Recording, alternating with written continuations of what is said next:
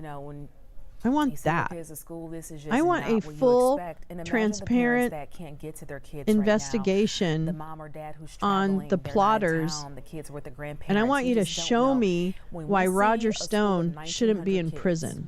how many kids are on that football field? I want you to prove Can you it. think of all the different stories that are playing out?